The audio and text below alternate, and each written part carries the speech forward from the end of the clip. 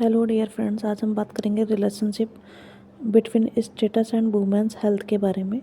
क्या क्या रिलेशनशिप होता है वुमेन के स्टेटस और हेल्थ के साथ में, आपस में उसका क्या रिलेशन होता है, इसके बारे में बात करेंगे। तो देखिए, जब हम बात करेंगे इंट्रोडक्शन के बारे में, तो महिलाओं की स्थिति और स्वास्थ्य एक दूसरे से गहराई से जुड़े हुए हैं। समाज में महिला की सामाजिक, आर्थिक, शैक्षिक और राजनीतिक स्थिति सीधे तौर पर उसके शारीरिक, मानसिक और प्रजनन स्वास्थ्य को प्रभावित करती है। ठीक है भाई, क्या होता है महिलाओं के साथ कि अगर उसका स्वास्थ्य अच्छा होता है, स्वास्थ्य जो है वो बहुत अच्छे से डेवलप होता है, तो उसकी जो समाज में स्थिति है वो अच्छी रहेगी, आर्थिक और शैक्षिक स्थिति भी अच्छी रहेगी, राजनीतिक स्थिति भी उसकी अच्छी होगी और शारीरिक, मानसिक और उसकी प्रजनन शक्ति जो है वो भी अच्छी होगी। तो ये सब महिला के स्टेटस से जुड़ा हुआ होता है।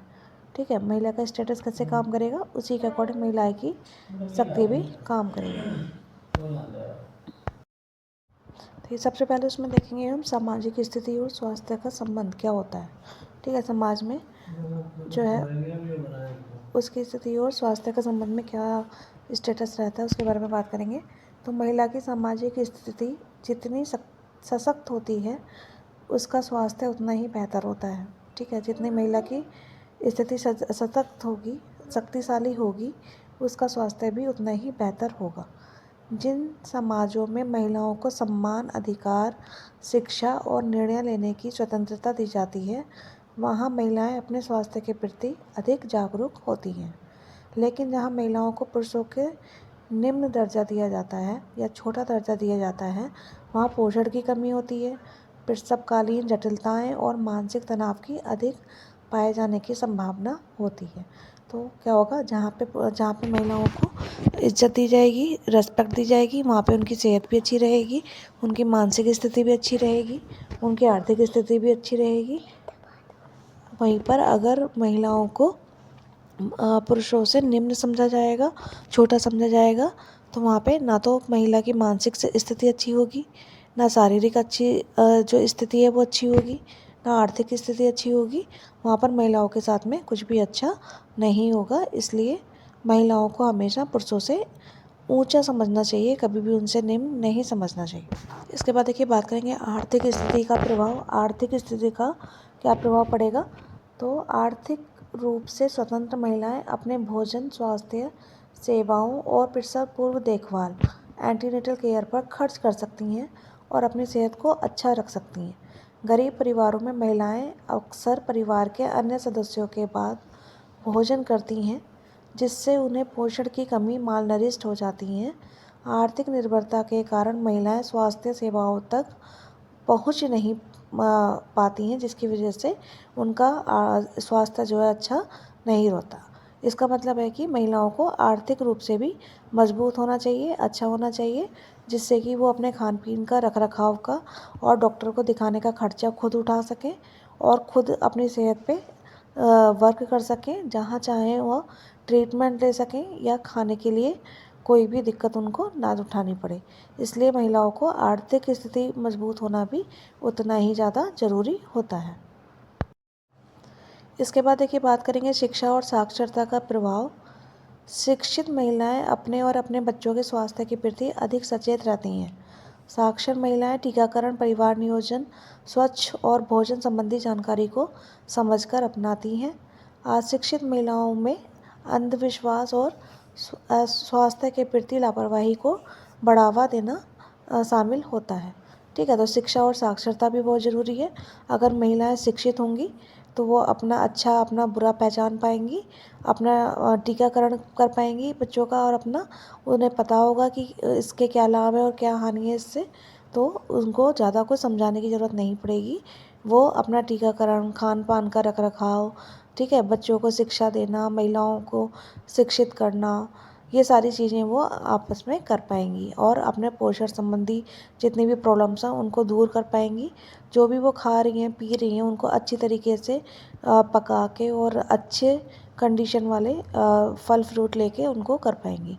लेकिन यहीं पर अगर अशिक्षित महिलाएं होंगी तो वो अंधविश्वास का शिकार बनेंगी और स्वास्थ्य के प्रति लापरवाही बरतेंगी, क्योंकि उनको नहीं पता होगा कि छोटी सी भी अगर स्वास्थ्य के प्रति लापरवाही की तो उसका इफ़ेक्ट जो है वो कितना बड़ा हो सकता है। तो अशिक्षित और शिक्षित होने में भी बहुत डिफ्रेंशिएशंस होते हैं, इसलिए शिक्षित होना भी उतना ही ज़्यादा ज़रूरी है जितना कि आपका हेल्थ ज़रूरी होती है, आपका स्वास्थ्य ज़रूरी होता है, आपका खाना ज़रूरी होता है, उतना ही ज़रूरी शिक्षित होना भी होता है।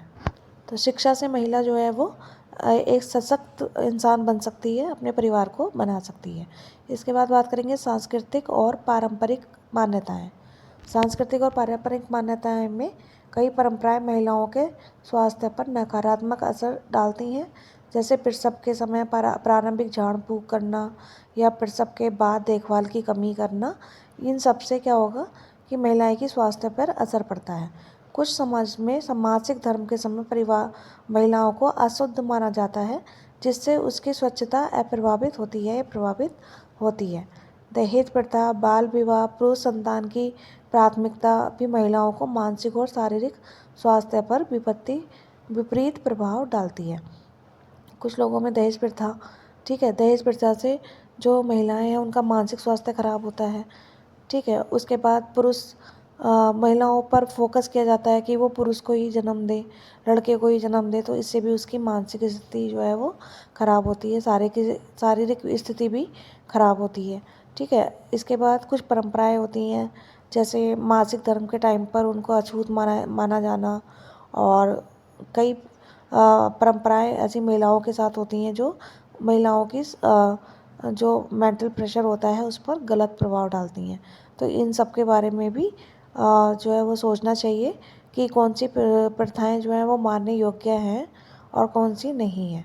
तो इससे भी महिलाएं जो है सांस्कृतिक और पारंपरिक मान्यताओं से भी अपनी हेल्थ को इफ़ेक्ट करती हैं। इसके बाद देखिए लैंगिक भेदभाव, जेंडर डिस्क्रिमिनेशन। ठीक है, इसमें भी बहुत ज़्यादा महिलाओं के साथ अत्याचार होता है। जैसे लड़कियों को बचपन से ही शिक्षा, पोषण और स्वास्थ्य सेवाओं में लड़कों से कम महत्व दिया जाता है। ये एक बहुत बड़ा रीज़न है कि लड़कों की पढ़ाई पर, लड़कों की शिक्षा पर, लड़कों के आर्थिक स्थिति पर ज़्यादा फोकस किया जाता है, लड़कियों की स्थिति पर नहीं किया जाता। गर्भ में ही कन्याएं भ्रूण हत्या होना, फीमेल फोर्टिसाइड्स और जन्म के बाद कन्याएं हत्याएं, ठीक है, इन्फेंटोफोर्टिसाइड्स जैसी प्रथाएं महिलाओं की स्थिति को कमज़ोर करती हैं। इसके परिणाम स्वरूप देश में लिंग अनुपात, सेक्स रेशियो असंतुलित हो जाता है और महिलाएं फिर अत्याचार का भी शिकार बनती हैं। तो इस तरीके से लैंगिक भेदभाव भी महिलाओं के साथ बहुत ज़्यादा होता है, जिसका सीधा असर उनकी हेल्थ पर और सेहत पर पड़ता है। तो लैंगिक भेदभाव भी नहीं होना चाहिए, जो कि यहाँ पर पाया जाता है। इसके बाद देखिए बात करेंगे निर्णय लेने की क्षमता और स्वास्थ्य।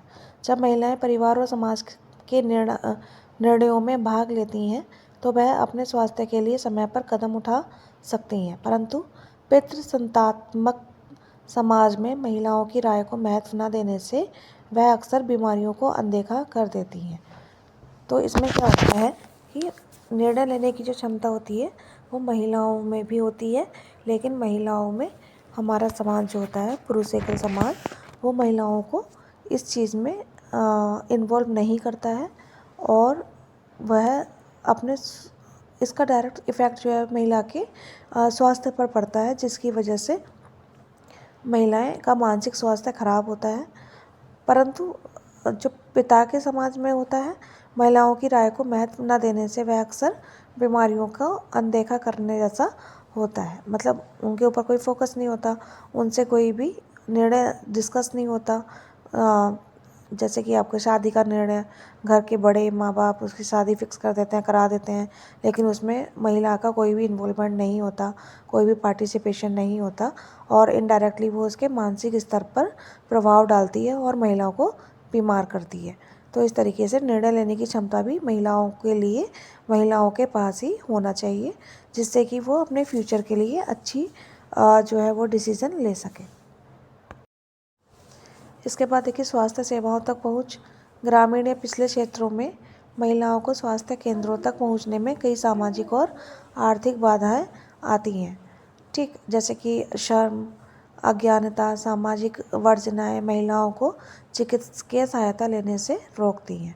तो इसमें स्वास्थ्य सेवाओं तक पहुंचने का जो रीज़न होता है महिलाओं का, वो यही होता है कि एक तो ग्रामीण क्षेत्रों में होती है, महिलाओं को स्वास्थ्य केंद्रों तक पहुंचने में सामाजिक और आर्थिक बाधाएं आती हैं।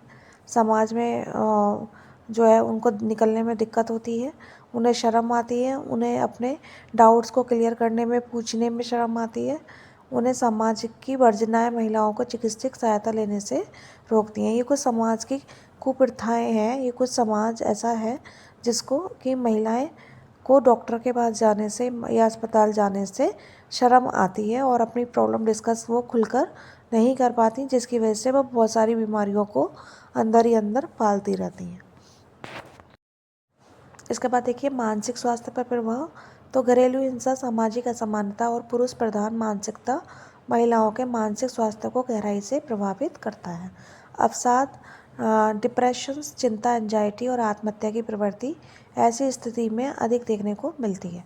क्या होता है कि मानसिक स्वास्थ्य पर प्रभाव तब पड़ता है जब घरेलू हिंसा हो, बहुत ज़्यादा घर में लड़ाइयाँ झगड़े होते हों, समाज में असमानता हो, पुरुष प्रधान मानसिकता वाले जो पुरुष होते हैं वो महिलाओं को कुछ नहीं समझते, या महिलाओं से को इंसान नहीं समझते हैं, या महिलाओं को काम करने वाला समझते हैं, या महिलाओं को अपने से नीचे समझते हैं। ऐसे समाज में महिलाओं को मानसिक अस्वस्थता का सामना करना पड़ता है। महिलाओं को अगर ऐसा कि समाज में रहती हैं तो महिलाओं को डिप्रेशन होता है, एंजाइटी होती है और उनको जीने की इच्छा जो है वो ख़त्म हो जाती है, जिसे हम सुसाइड बोलते हैं, कि उन्हें सुसाइड करने जैसी इच्छा होती है। तो ये महिलाओं के मानसिक स्वास्थ्य पर बहुत ही बुरा प्रभाव डालते हैं। कंक्लूजन की बात करें समरी की, तो महिलाओं का स्वास्थ्य तभी सुधरेगा जब उनकी सामाजिक, आर्थिक और शैक्षिक स्थिति में सुधार होगा। महिलाओं को समान अवसर, शिक्षा, रोजगार और निर्णय लेने का अधिकार देना ही उसके स्वास्थ्य को सशक्त करने का सर्वोत्तम मार्ग होता है। तो स्वस्थ महिला ही स्वस्थ समाज की आधारशिला होती है। तो इसका जो उद्देश्य है वो यही है कि महिलाएं जो हैं वो शिक्षित बने, स्वस्थ बने और आर्थिक स्थिति से मजबूत बने। आर्थिक स्थिति मजबूत रहेगी तो वो अपने निर्णय ले पाएगी। ठीक है, तो ये सारी चीज़ें महिलाओं को करनी चाहिए जिससे कि वो अपने जीवन को जो है ईजी बना सके और हेल्दी रह सके, किसी भी प्रकार की बीमारी से बच सके। उसको अगर नॉलेज होगी, शिक्षा होगी, तो वो अपना सही जगह जाके इलाज करा सकती है। तो ये सारी समस्याएं जो है महिलाओं की शिक्षित होने से ख़त्म हो जाती हैं। आपको ये जानकारी कैसी लगी कमेंट करिए, शेयर करिए। Thank you so much.